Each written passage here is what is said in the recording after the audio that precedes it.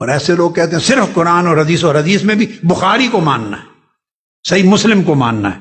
تو میں یہ جو نقطہ ہے، اس نقطے کے لیے میں آپ کو صحیح بخاری سے چند چیزیں بتانا چاہتا ہوں۔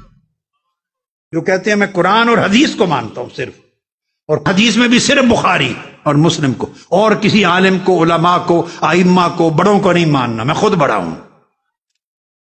یہ ایک فتنہ ہے جس سے گمراہی پھیل رہی ہے۔ یہ صحیح بخاری ہے میرے ہاتھ میں۔ یہ کنسپٹ آپ کو سمجھاتا ہوں کہ علم کس طرح آتا ہے۔ اب جو قرآن اور حدیث کو مانتا ہے اور کہتا ہے میں صرف حدیث کو مانتا ہوں قرآن کے ساتھ، اور پھر صحیح بخاری کو، اب امام بخاری کتاب العلم کے اندر آگے علم کا ایک باب، بہت سے ابواب ہیں، قائم کر کے اس میں بیان کرتے ان العلماء ہم ورثۃ الانبیاء۔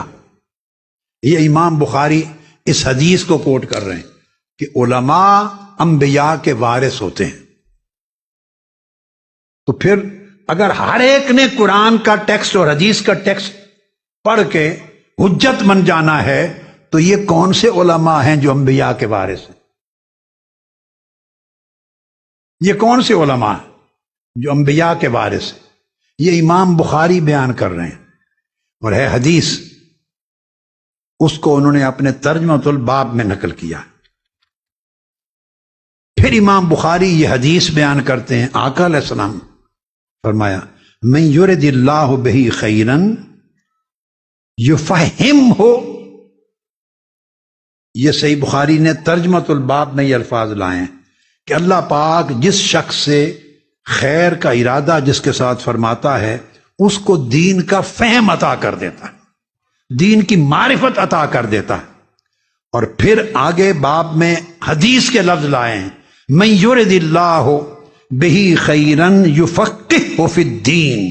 اللہ پاک جس بندے پر خیر کرنے کا ارادہ فرماتا ہے، اسے دین میں تفقہ عطا کر دیتا ہے، دین میں اس کو آتھینٹک نالج دے دیتا ہے اور گہرائی کے ساتھ معرفت دے دیتا ہے۔ فقہا، امام بخاری نے یہ قائم کیا، حضور علیہ السلام کی حدیث۔ اگر یہ کہنا ہے کہ ہم صرف قرآن کو اور حدیث کو مانتے ہیں، تو حدیث جو کہہ رہی ہے اسے بھی مانا جائے۔ حدیث کو ماننے کا معنی کیا ہے؟ حدیث کچھ اور بتا رہی ہے اور ہم کہے جائیں ہم قرآن حدیث کے سوا کچھ اور نہیں مانتے، نہ مانیں، پر حدیث جو کہہ رہی ہے اس کو تو مانیں۔ اب بات کو سمجھ گئے؟ اب میں آگے تیسری چیز دیتا ہوں۔ اگر صرف ٹیکسٹ پڑھ کے قرآن کی وحی اور حدیث کی وحی پڑھ کے آپ عالم بن جاتے ہیں اور آپ کو کوئی حاجت نہیں رہتی کسی استاذ کے پاس جانے، شیخ کے پاس جانے، اکابر علماء کے پاس جانے، دوسرے سے علم سیکھنے کی حاجت نہیں رہتی، خود براہ راست ٹیکسٹ کے ذریعے بن جاتے ہیں، تو امام بخاری نے ایک باب قائم کیا ہے۔ ویسے قرآن مجید کا واقعہ ہے، موسیٰ علیہ السلام علم حاصل کرنے کے لیے خضر علیہ السلام کے پاس چل کے جاتے، سمندر پار کر کے جا پہنچتے۔ بھئی اگر ہم یہ کہتے ہیں کہ ہم حدیث کو مانتے ہیں صرف، تو حدیث جو بتا رہی ہے اسے بھی ماننا چاہیے۔ تو امام بخاری نے باب کم کیا ہے، باب ما ذکر فی ذہاب موسیٰ علیہ السلام فی البحر الی الخضر۔ یہ باب ہے جس میں ذکر ہے کہ موسیٰ علیہ السلام حضرت خضر علیہ السلام یا خضر علیہ السلام، دونوں طرح نام آتا ہے، صحیح ہے، تو ان کے پاس سمندر کراس کر کے گئے ملنے۔ اور کیوں؟ آگے قرآن کہتا ہے وقول تعالی هل اتبعک علی ان تعلمنی مما علمت رشدا۔ موسیٰ علیہ السلام اللہ کے نبی ہیں، ان پر اللہ کی وحی آتی ہے، وہ اللہ کے برگزیدہ رسول ہیں، ان پر کتاب نازل ہوئی ہے تورات، وہ جو اللہ کا رسول خود صاحب کتاب ہے۔ قرآن بتا رہا ہے سورہ الکہف میں، وہ چل کے حضرت خضر علیہ السلام کے پاس جاتے ہیں اور کہتے ہیں میں آپ کے ساتھ چلتا ہوں اس شرط پہ کہ آپ مجھے علم دیں، مجھے سکھائیں اس علم میں سے جو اللہ نے بطور خاص آپ کو عطا کیا، میں آپ سے خاص علم سیکھنے کے لیے آیا ہوں۔ یہ کون کہہ رہا ہے؟ حضرت موسیٰ علیہ السلام۔ اور کن سے کہہ رہے ہیں؟ حضرت خضر علیہ السلام کو۔ علماء کے دو موقف ہیں، ایک موقف ہے کہ وہ نبی نہیں تھے، وہ ولی ہیں۔ کچھ علماء کا موقف ہے کہ نہیں وہ نبی تھے۔ ہمیں اس بحث سے غرض نہیں ہے وہ نبی تھے یا ولی تھے۔ کوشچن یہ ہے کہ اللہ کا رسول ایک ولی کے پاس چل کے جا رہا ہے تحصیل علم کے لیے، یا اللہ کا رسول ایک نبی کے پاس جا رہا ہے تحصیل علم کے لیے، حالانکہ ان کا رتبہ حضرت موسیٰ علیہ السلام سے کم ہے، یہ اولو العزم رسولوں میں سے ہیں۔ صرف ایک پروٹوکول سمجھایا جا رہا ہے کہ جس کے پاس علم زیادہ ہو اس سے خاص علم لینے کے لیے جانا چاہیے۔ تو آپ بڑوں سے، صاحبان علم سے علم لینے کو اگر جائز نہیں سمجھتے تو موسیٰ علیہ السلام کا عمل کیا ہے؟ یہ قرآن نے کیا بتایا؟ تو ہم خود قرآن کے انکاری ہیں، حدیث کے انکاری ہیں، جو روش اللہ اور اس کے رسول نے دی ہے اس کے انکاری۔ آگے صحیح بخاری سے ہی لے رہا ہوں۔ امام بخاری نے باب قائم کیا ہے 29واں، باب من بارک علی رکبتیہ عند الامام ابی المحدث۔ اب صرف چیپٹر کا عنوان سنیں۔ امام بخاری کہتے ہیں کہ جب کسی امام کے پاس، علم کی اتھارٹی کے پاس جائیں، امام کے پاس، محدث کے پاس جائیں تو گھٹنے ٹیک کر اس کی خدمت میں بیٹھیں۔ اگر آپ خود قرآن پڑھ کے سارا علم جانتے ہیں اور حدیث کا ٹیکسٹ پڑھ کے سارا علم جانتے ہیں اور صرف بخاری کو مانتے ہیں تو امام بخاری کی یہ بات بھی مانے۔ وہ کہتے ہیں بڑے ائمہ کے پاس، بڑے علماء کے پاس جو اتھارٹیز ہیں ان کے پاس تحصیل علم کے لیے جاؤ اور دو زانو گھٹنے ٹیک کر بیٹھو۔ امام بخاری ائمہ کی خدمت میں گھٹنے ٹیک کر بیٹھنے کا باب قائم کرتے ہیں، چیپٹر۔ آپ کہتے ہیں کہ ہم صرف بخاری کو مانتے ہیں۔ بھئی بخاری کو مانتے ہیں تو جو امام بخاری بتا رہے ہیں اس کو مانیں۔ آپ کہتے ہیں ہم حدیث کو مانتے ہیں، صرف قرآن اور حدیث کو، تو قرآن اور حدیث جو بتا رہا ہے اس کو بھی مانیں۔ یہ خالی ایک جملہ ہے کہنے کا؟ گھٹنے ٹیک کر بیٹھنا کیوں ضروری ہے؟ علماء، ائمہ، محدثین کی خدمت میں اگر علم صرف قرآن سے لینا ہے اور حدیث کی کتاب اٹھا کر لینا ہے تو امام بخاری کیوں گھٹنے ٹکا رہے ہیں آپ کے؟ آپ کو لے جا کے ائمہ کی خدمت میں دو زانو امام بخاری کیوں بٹھا رہے ہیں؟ آپ امام بخاری کو انکار کر دیں، کہیں کہ مجھے کیا ضرورت پڑی میں گھٹنے ٹیک کر بیٹھوں، میرے لیے صرف قرآن اور حدیث ہے، ائمہ کو میں کیوں مانوں اور کیوں گھٹنے جا کے ٹیکوں؟ تو ہمیں ایک کال پہ رہنا چاہیے، یا امام بخاری کو مانے یا نہ مانے۔ اگر مانتے ہیں تو جو وہ بتا رہے ہیں اس کو مانیں، یا انکار کر دیں کہ نہیں مانتے تو دعوت تو ختم ہونا۔ یہ حدیث کو مانیں یا نہ مانیں۔ ماننا ہے تو حدیث جو پیغام دے رہی ہے اس کو بھی مانا جائے۔ اس عمل کا مقصد کیا ہے؟ امام بخاری خود اس عمل اور ادب کی ترغیب دے رہے ہیں کہ جو علم کی اتھارٹیز ہیں، ائمہ، جب ان کی خدمت میں جاؤ گھٹنے ٹیک کر بیٹھو اور علم حاصل کرو۔ امام بخاری یہ بھی کہہ سکتے تھے کہ ائمہ کے پاس جانے کی کوئی ضرورت نہیں ہے، بس قرآن پڑھو اور حدیث کا ٹیکسٹ پڑھو، تمہیں خود علم مل جائے گا۔ امام بخاری یہ کیوں نہیں کہتے؟ خود سب سے بڑے امام حدیث کے، امیر المومنین فی الحدیث ہیں، وہ یہ کیوں نہیں کہتے خود قرآن پڑھو اور خود حدیث پڑھو، کافی ہے علم کے لیے؟ کسی امام، کسی محدث اور کسی بڑی ہستی کے پاس جا کے گھٹنے ٹیک کر بیٹھنے کی ضرورت نہیں ہے۔ امام بخاری کو تو چاہیے تھا یہ کہتے کہ ضرورت نہیں ہے۔ اگر معاذ اللہ قرآن اور حدیث کا ٹیکسٹ کافی ہوتا تو گویا ہم امام بخاری کو ماننے کی بات بھی کرتے ہیں اور امام بخاری کو رد بھی کر رہے ہیں۔ ٹیکسٹ پڑھنے سے الفاظ ضرور آپ پڑھ لیتے ہیں مگر اس کی کامل فہم اور سمجھ اور معرفت نہیں آتی۔ اس کے لیے فن سیکھنے کے لیے استاذ کے پاس جانا، جیسے میں نے ڈاکٹرز، انجینئرز اور تمام ڈگریز کا طریقہ بتایا۔ تو فہم دین اور معرفت دین وہ ائمہ اور بڑی ہستیوں کی خدمت میں گھٹنے ٹیک کر علم حاصل کرنے سے ملتا ہے۔ اب اسی طرح میں ایک ریفرنس اور دے دیتا ہوں آخری اس نقطے پر۔ امام بخاری نے ایک باب قائم کیا ہے، کیف یقبض العلم، کہ علم کیسے اٹھا لیا جائے گا، علم کیسے چھین لیا جائے گا۔ یہ باب قائم کیا امام بخاری نے۔ یہ باب نمبر 34 ہے، اور اس سے پہلے ایک باب نمبر 21 ہے، وہ کہتے ہیں باب رفع العلم وظہور الجہل، ان من اشراط الساعۃ ان یرفع العلم ویثبت الجہل۔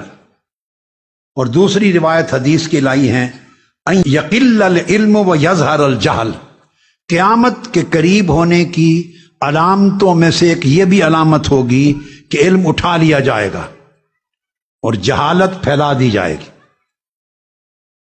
بولیے، علم اٹھا لیا جائے گا اور جہالت پھیلا دی جائے گی. امام بخاری یہ باب قائم کر چکے ہیں اور حدیثیں بیان کر چکے ہیں. اب اگلے باب میں باب قائم کیا کہ علم کیسے اٹھا لیا جائے گا. 34 میں، چیپٹر 34، اس میں آقا علیہ السلام کی حدیث لائے ہیں. حضور علیہ السلام نے فرمایا، عبداللہ بن عمرو بن العاص کی روایت ہے کہ آقا علیہ السلام نے فرمایا، ان اللہ لا یقبض العلم انتزاعا ینتزعہ من العباد. آقا علیہ السلام نے فرمایا کہ علم اٹھا لیا جائے گا. حضور علیہ الصلوۃ والسلام فرماتے ہیں کہ علم اللہ تعالیٰ اس طرح نہیں اٹھا لے گا کہ لوگوں کے سینوں سے علم نکال لے. ایک وقت ایسا آئے گا کہ مثلا آپ رات کو سوئیں، سب علم تھا، صبح اٹھے تو آپ جاہل ہو گئے، سب کچھ بھول گیا اور آپ کے دل و دماغ سے علم نکال لیا گیا، سنیچ کر لیا گیا. آقا علیہ السلام نے فرمایا علم اس طرح نہیں اٹھایا جائے گا. علم کے اٹھ جانے کا معنی یہ نہیں ہے کہ آپ اچھے بھلے سوئے اور صبح اٹھے تو بس صاف سلیٹ، علم بھول گئے تھے. تو فرمایا علم سینوں سے چھینا نہیں جائے گا اس طرح، بلکہ کیا ہوگا؟ وَلَكِنْ يَقْبِضُ الْعِلْمَ بِقَبْضِ الْعُلَمَاءِ. فرمایا جو بڑے علماء ہوں گے، جن کے پاس پختہ علم اور دین کی معرفت ہوگی، وہ رفتہ رفتہ دنیا سے اٹھ جائیں گے. جب اصل عالم، جس کے پاس دین کا تفقہ، دین کی معرفت، دین کا صحیح فہم، دین کی گہری سمجھ ہوگی، جب وہ لوگ آہستہ آہستہ دنیا سے اٹھتے جائیں گے، فرمایا اس طرح پھر کیا ہوگا؟ بڑے علم رکھنے والے، وسیع علم رکھنے والے، گہرا علم رکھنے والے، دین کی بڑی کامل معرفت رکھنے والے جب آہستہ آہستہ اٹھتے جائیں گے اور وہ کوئی نہیں بچے گا اس پائے کا بڑا عالم، تو پھر کیا ہوگا؟ حتی اذا لم یبق عالما اتخذ الناس رؤوسا جہالا. تو جب بڑے علماء نہیں بچیں گے تو لوگ جاہل لوگوں کو اٹھا کر علم کی مسند پر بٹھا لیں گے، ان کی تحریریں سنیں گے. یہ صحیح بخاری کی حدیث ہے. یہ سوشل میڈیا کے دور کی طرف آقا علیہ السلام اشارہ فرما رہے ہیں. جب باسند علماء، دین کی اصل معرفت اور تفقہ رکھنے والے علماء جب اٹھتے جائیں گے، دنیا سے رخصت ہوتے جائیں گے، تو کوئی نہیں بچے گا. تو وہ لوگ جو اصل میں جاہل ہیں، جن کے پاس اصل قرآن اور حدیث کی معرفت ہی نہیں، جاہل ہیں، ان جاہلوں کو لوگ اٹھا کر سر پہ بٹھا لیں گے، ان کو عالم بنا دیں گے، ان کو علم کی مسند پہ بٹھا دیں گے. وہ تقریریں کریں گے، لوگ ان سے مسئلے پوچھیں گے. اب حدیث کے لفظ سنیے، فَسُئِلُوا فَأَفْتَوْا بِغَيْرِ عِلْمٍ. چونکہ بڑے نہیں رہیں گے تو جو مسند علم کے اہل نہیں تھے ان کو مسند پہ بٹھا دیا جائے گا، علم کی کرسی پر وہ خطاب کریں گے، ان سے پھر مسئلے پوچھے جائیں گے، لوگ ان سے پوچھیں گے اور وہ فتویٰ دیں گے، لوگ وہ اپنی ججمنٹ دیں گے. فَضَلُّوا وَأَضَلُّوا. حالانکہ ان کے پاس اصل پختہ علم نہیں ہوگا، سٹل وہ لوگوں کو اپنی ججمنٹ دیں گے. یہ ہو رہا ہے آج کے زمانے میں. ایسے لگتا ہے آج کا زمانہ بالکل آقا علیہ السلام کے سامنے نقش بر دیوار تھا. دیکھ کر فرما رہے تھے کہ لوگ جاہلوں کو علم کی مسند پہ بٹھا لیں گے اور جاہلوں کو عالم سمجھیں گے، پھر ان سے سوال کریں گے اور وہ بغیر علم کے جواب دیں گے، لوگوں کو گمراہ کریں گے. اور فرمایا فَضَلُّوا وَأَضَلُّوا. وہ خود بھی گمراہ ہوں گے اور لوگوں کو بھی گمراہ کریں گے. یہ آج ہو رہا ہے. کوشچن یہ ہے، اگر علماء سے علم سیکھنے کی ضرورت نہیں اور آپ علماء کو اتھارٹی نہیں مانتے، اکابر ائمہ کو، اب کون سے ائمہ؟ میں ان کی طرف اس کی اگلی سٹیپ پر آ رہا ہوں. علماء سے میری مراد ہر مولوی نہیں ہے مسجد کا امام اور عالم اور خطیب، میں وہ بات نہیں کر رہا. وہ جو اتھارٹیز ہیں جن کو ائمہ علم کہتے ہیں، جو حجت ہیں قرآن اور حدیث اور قرآن و سنت کے علم پر، جو علم کے سمندروں میں غوطہ زن ہیں، جو علم کی تہ تک اللہ نے ان کو پہنچایا ہے اور انہیں علم کے سمندر پلا دیے. جو بیک وقت قرآن پر، حدیث پر، فقہ پر، سیرت پر، تاریخ پر، اصول پر، فروع پر نگاہ رکھتے ہیں، اور قدیم علم پر بھی مہارت ہے اور دور جدید سے آگاہ ہے، اور علم کی تطبیق کرتے ہیں قدیم اور جدید کی۔ اگر ان لوگوں کی ضرورت نہیں اور ہمیشہ علم صرف قرآن کے ٹیکسٹ اور حدیث کے ٹیکسٹ سے مل جانا کافی ہے، تو یہ جو بات آقا علیہ السلام نے فرمائی، تو کوشچن یہ ہے کہ کیا اس زمانے میں قرآن موجود نہیں ہوگا؟ جب فرمایا کہ علم اٹھا لیا جائے گا، کیا اس زمانے میں قرآن دنیا میں موجود نہیں ہوگا؟ قرآن موجود ہوگا۔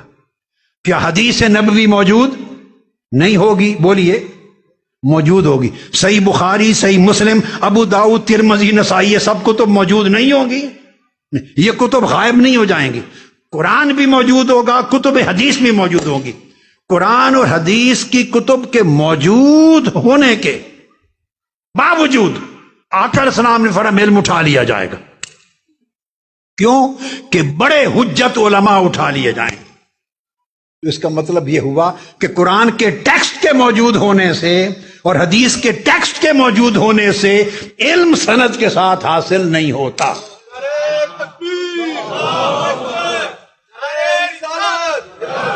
ورنہ جس زمانے کا آقا علیہ السلام نے ذکر فرمایا اور علامات قیامت کی بات کی، قرآن بھی اس زمانے میں موجود ہوگا۔ قرآن کسی زمانے میں زمین سے غائب نہیں ہوگا۔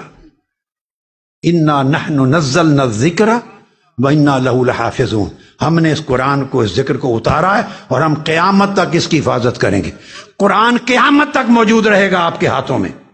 تو قرآن موجود ہے، اسی طرح حدیث نبوی بھی قیامت تک موجود رہے گی، وہ بھی حفاظت ذکر میں آتی۔